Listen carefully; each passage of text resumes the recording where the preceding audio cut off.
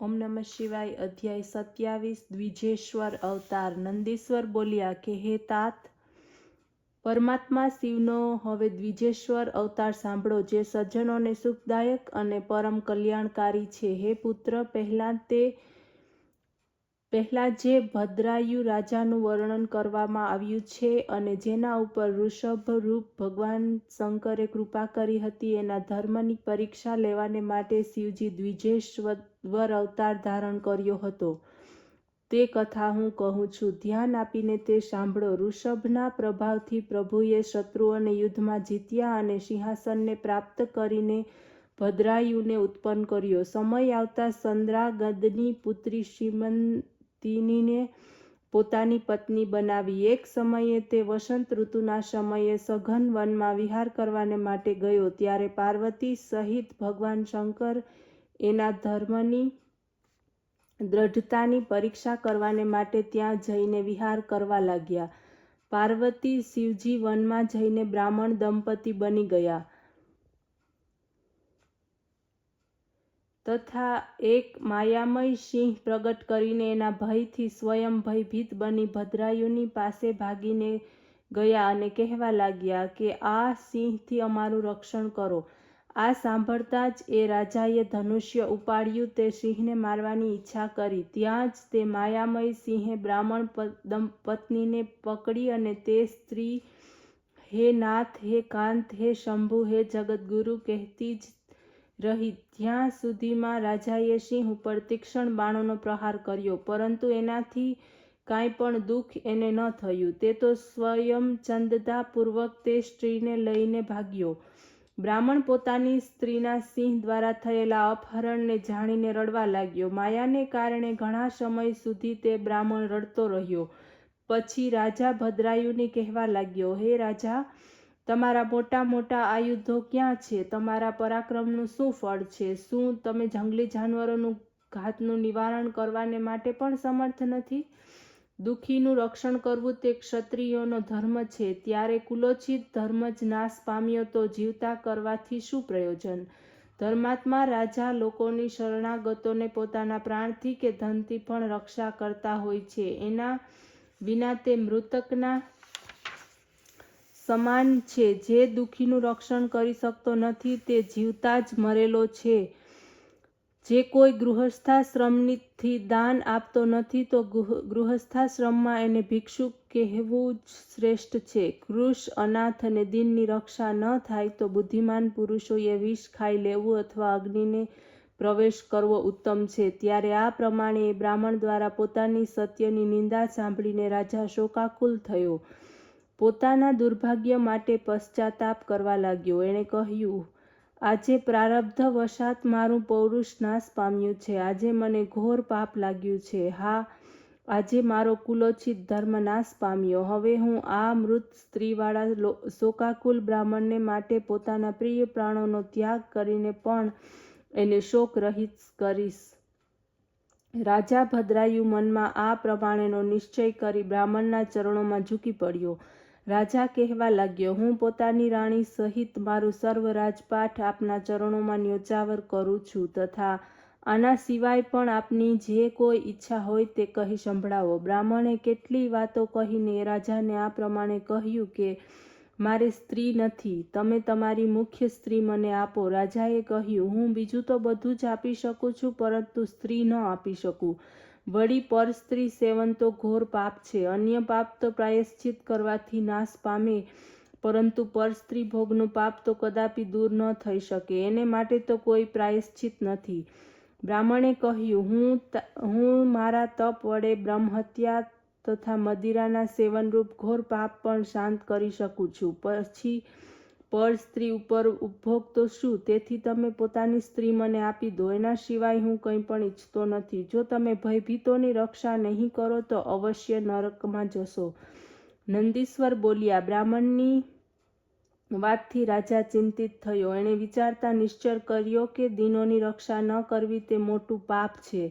એનાથી તો સારું કે હું સ્ત્રીનું દાન કરી દઉં. પાપથી તો મુક્તિ મળે, પછીથી હું શીઘ્ર જ અગ્નિ પ્રવેશ કરી લઈશ અને સંસારમાં મારી કીર્તિ વધશે. આ પ્રમાણે મનમાં નિશ્ચય કરીને એ રાજાએ અગ્નિ પ્રજ્વલિત કર્યો. હાથમાં જળ લીધું. એ બ્રાહ્મણને બોલાવ્યો. પત્નીનું દાન કરી દીધું. અગ્નિની 3 પ્રદક્ષિણા કરી એકાગ્ર થઈ શિવનું ધ્યાન કરવા લાગ્યો. શિવથી ન રહેવાયું. તેમણે જોયું કે આ બ્રાહ્મણ પોતાના ચરણારવિંદનું ધ્યાન કરી રહ્યો છે. તેઓ પોતાના 5 મુખ, 3 નેત્ર, પિનાક, ચંદ્રકલાને ધારણ કરીને મધ્યાહન કરોડો સૂર્યના સમાન તેજસ્વી સ્વરૂપમાં એ રાજાની સમક્ષ પ્રગટ થઈ ગયા. આકાશમાંથી ફૂલોની વર્ષા થવા લાગી. દેવતાઓના વાજા વાગવા લાગ્યા. અપ્સરાઓ ગાવા તેમજ નાચવા લાગી. બ્રહ્મા, વિષ્ણુ વગેરે દેવતાઓ, ઇન્દ્ર, નારદ આદિ મુનિઓ ત્યાં આવીને સ્તુતિ કરવા લાગ્યા. ભક્તિને વધારનારો અપૂર્વ સમારોહ થયો. શિવજીના દર્શનથી ભદ્રાયુ ગદગદ વાણી દ્વારા હાથ જોડીને એમની સ્તુતિ કરવા લાગ્યા. એમની સ્તુતિને સાંભળીને પાર્વતી સહિત શિવજીએ પ્રસન્ન થઈને કહ્યું, હું તમારી ભક્તિથી પ્રસન્ન છું. તમે પોતાની સ્ત્રી સહિત મારી પાસે વરદાન માંગો. હું તમને ઈચ્છિત વરદાન આપીશ. હું પરીક્ષા માટે જ અહીં આવ્યો હતો. જેને સિંહ ઉઠાવી લઈ ગયો તે પાર્વતી હતી. તે માયાવી સિંહ હતો, જે તમારા બાણોથી ઘાયલ ન થયો. તમારા ધૈર્યની પરીક્ષા માટે જ મેં તમારી પત્ની માંગી. આ સાંભળતા જ ભદ્રાયુએ શિવને પ્રણામ કર્યા અને કહ્યું, હું સહકુટુંબ આપના ચરણોની ભક્તિ ઈચ્છું છું. મારા પિતા વ્રજબાહુ પણ સંપતિક આપના ભક્ત થાઓ. નંદીશ્વર કહે છે કે પછી એની રાણીએ પોતાના પિતા ચંદ્રાગદ તથા માતા સંમતિનીને માટે પણ ઈશ્વરની નિકટતા માંગી. ભક્ત વત્સલ ભગવાન પાર્વતી પતિએ એ પ્રમાણે થાઓ એમ કહીને ઈચ્છિત વર આપ્યા અને તત્ક્ષણ તેઓ અંતર્ધ્યાન થઈ ગયા. મહાદેવજીના આશીર્વાદથી ભદ્રાયુની સર્વ ચિંતા મટી ગઈ. તે સિમિતિના સાથે ભક્તિપૂર્વક મહાદેવજીની પૂજા કરતા મહાદેવ પદને પ્રાપ્ત થયા. જે માણસ આ દ્વિજેશ્વર અવતારને વાંચે છે, સાંભળે છે, તે શિવ પદને પ્રાપ્ત થાય છે. તે ક્યારેય પણ ધર્મચ્યુત થતો નથી અને પરલોકમાં મુક્તિ પ્રાપ્ત કરે છે. અધ્યાય 28 હંસરૂપ અવતાર. નંદીશ્વર બોલ્યા કે હે બુદ્ધિમાન મુનીશ્વર, હવે પરમાત્મા શિવનો યતિનાથ અવતાર હું તમને કહું છું તે સાંભળો. હે મુનીશ્વર, અર્બુદાચલ પર્વતના નજીકમાં ભીલ વંશમાં ઉત્પન્ન થયેલો આહક નામનો એક ભીલ રહેતો હતો, જેની સ્ત્રીનું નામ આહુકા હતું, જે ઘણી જ પતિવ્રતા હતી તથા બંને ઘણા શિવ ભક્ત હતા. એક સમયે શિવ ભક્તિમાં રત તે ભીલ પોતાની સ્ત્રીના આહારને માટે ઘણો જ દૂર નીકળી ગયો. એ સમયે સંધ્યાનો સમય હતો. ભગવાન શંકર યતિ સ્વરૂપે તેના ઘરે પહોંચ્યા. ત્યાં સુધીમાં તો તે ભીલ પણ પોતાને ત્યાં આવી ગયો હતો અને એણે યતિનાથનું સવિધિ પૂજન કર્યું. યતિનાથે કહ્યું, આજથી રાત્રિ પૂરતું મને અહીં રહેવાને માટે સ્થાન આપો. પ્રાતઃકાળ થતાં હું ચાલ્યો જઈશ. તમારું કલ્યાણ થાવો. ભીલે કહ્યું, મારી પાસે થોડી જ જગ્યા છે, એમાં આપ કેવી રીતે રહેશો? એ વાત સાંભળીને સંન્યાસી ચાલવા માંડ્યા.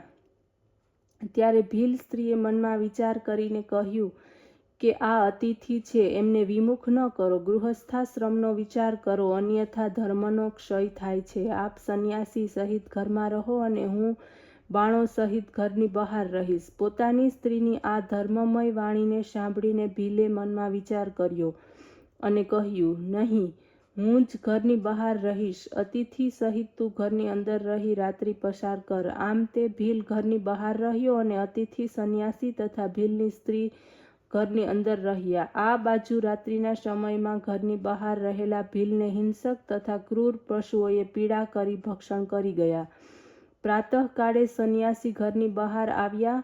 તેમણે જોયું કે ભીલને તો વનવાસી સિંહ વગેરેએ ફાડી ખાધો છે. એનાથી તેને ઘણું જ દુઃખ થયું. ભીલ સ્ત્રી પણ દુઃખી થઈ, પરંતુ સ્વયં દુઃખથી દુઃખી એણે સંન્યાસીને સમજાવ્યું કે આપ લેશ માત્ર દુઃખી ન થાઓ. અતિથિ સેવામાં પ્રાણ વિસર્જન કરવા તે પણ ધર્મ છે. મારું શું છે?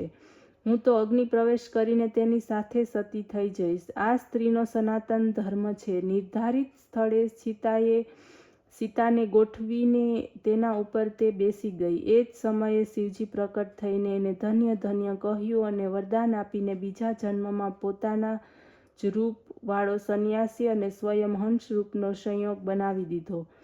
પછી તો શિવજીના વરદાનને કારણે તે ભીલ નિષધ નગરમાં રાજા વીરસેનને ત્યાં નળ નામથી જન્મ્યો અને એની પત્ની વિદર્ભ દેશના રાજા ભીમની પુત્રી દમયંતી થઈ તથા પછીથી તે મુક્તિને પ્રાપ્ત થઈ.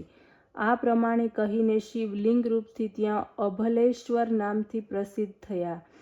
શિવે ત્યાં હંસરૂપ ધારણ કરી નલ દમયંતીનો વિવાહ કરાવ્યો. હંસરૂપ શિવજીનો આ પરમ પવિત્ર ઇતિહાસ યતીશ નામથી પ્રસિદ્ધ છે, જેને સાંભળીને મનુષ્ય પરમ ગતિને પ્રાપ્ત કરે છે. શિવનો આ પવિત્ર ઇતિહાસ સર્વકામદાયક, આયુદાયક તથા ભક્તિને વધારનારો છે. જે આ સંન્યાસ અને હંસરૂપધારી શિવજીનું ચરિત્ર સાંભળે છે તે અલોકમાં સર્વ સુખોને ભોગવીને અંતમાં શિવજીના પૂરને પ્રાપ્ત થાય છે.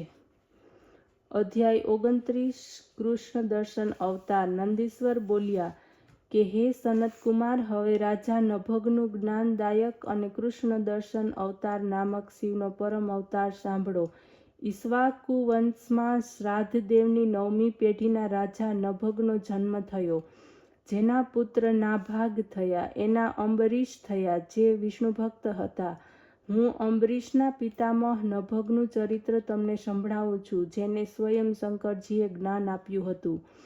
જ્યારે નભગ ઘણા દિવસો માટે ગુરુકુળમાં વિદ્યા ભણવાને માટે ચાલ્યા ગયા તો એના ઈક્ષ્વાકુ વગેરે ભાઈઓએ રાજ્યનું વિભાજન કરીને પોતપોતાનો ભાગ લઈ લીધો. જ્યારે બ્રહ્મચારી નભગ વેદાંતોને ભણીને ગુરુકુળથી પાછો આવ્યો તો પોતાનો ભાગ માંગવા લાગ્યા. ભાઈઓએ કહ્યું, ભાગ પાડતા તારો ખ્યાલ જ ન રહ્યો. હવે તો જે પિતાની પાસે હોય તેમાંથી તું તારો ભાગ લઈ લે. નભગ પિતાની પાસે ગયા, સર્વ સમાચાર કહ્યા. પિતા શ્રાદ્ધદેવને આશ્ચર્ય થયું. એમણે નભગને ધૈર્ય બંધાવતા કહ્યું, તમારા ભાઈઓએ તમારી સાથે કપટ કર્યું છે. એમનું કહેવું અસત્ય છે. તું એમની વાતો ઉપર વિશ્વાસ ન કરીશ. તમારી તેમણે ઘણી જ હાનિ કરી છે, પરંતુ હું હવે તને એક ઉપાય બતાવું છું, જેને આચરવાથી તારું દુઃખ દૂર થશે. આજે બુદ્ધિમાન અગીસર બ્રાહ્મણોને યજ્ઞ કરી રહ્યા છે.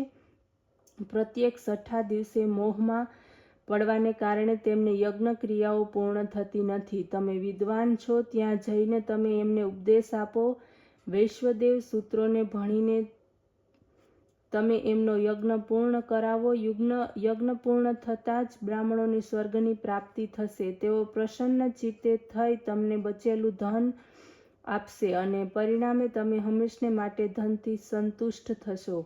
પિતાના આ વચનો સાંભળીને નભગ પ્રેમપૂર્વક ત્યાં ગયો. ત્યાં ઉત્તમ જ્ઞાનયજ્ઞ ચાલતો હતો.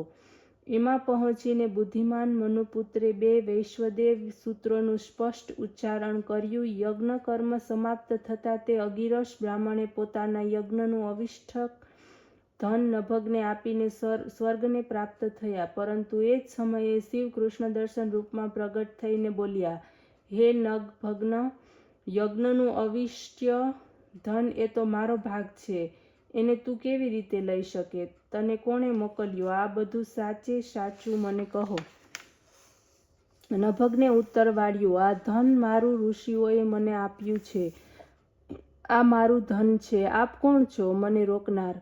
ત્યારે નભગનું કહેલું સત્ય વચન સાંભળીને પ્રસન્નતામાં કૃષ્ણ દર્શને કહ્યું, અમારા બંનેના વાદ વિવાદમાં આપના પિતા જ પ્રમાણ છે. જાઓ એમને પૂછો. તે જે પ્રમાણે કહેશે તે પ્રમાણે અમે માની લઈશું. આ સાંભળીને નભગ પિતાની પાસે પહોંચ્યા. મનુશ્રાદ્ધ દેવે કહ્યું, તે પુરુષ કૃષ્ણ દેવતા શિવ છે. યજ્ઞના અવિષ્ઠ વસ્તુનો અધિકાર તેમનો જ છે. જો તમે જઈને તેમને સ્તુતિ કરો અને પોતાના અપરાધનો સ્વીકાર કરી સ્તુતિ કરીને ક્ષમા માગો. આ સર્વના અખિલેશ્વર પ્રભુ શિવજી યજ્ઞના અધિષ્ઠાતા છે. બ્રહ્મા, વિષ્ણુ વગેરે સર્વ દેવતા, સિદ્ધ અને ઋષિ એમના અનુગ્રહોથી કૃતકૃત્ય થાય છે. એ પ્રમાણે કહીને મનુશ્રાદ્ધ દેવે પોતાના પુત્રને શિવજીની પાસે પાછો મોકલ્યો. નભગ શિવજીની પાસે પહોંચ્યો. તે હાથ જોડ્યા, વિવિધ પ્રકારે સ્તુતિ પ્રાર્થના કરી પોતાના અપરાધ માટે વારંવાર ક્ષમા માગી.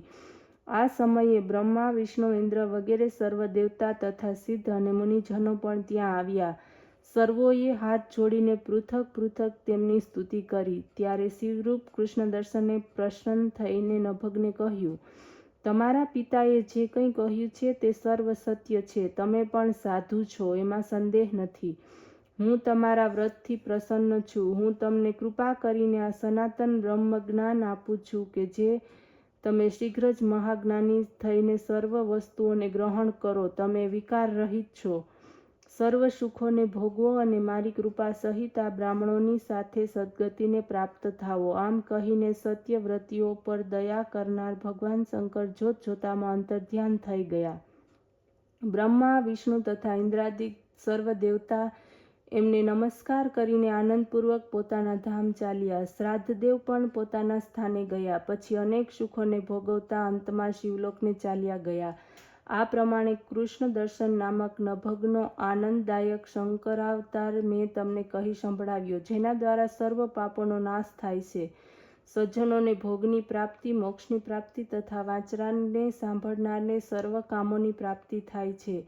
જે માણસ આ ચરિત્રનું સાયંકાલે સ્મરણ કરશે તે બુદ્ધિમાનને કાવ્ય રચનાને, મંત્ર રચનાને શક્તિ પ્રાપ્ત થશે. તે મોક્ષનો ભાગી થશે. ઓમ નમઃ શિવાય.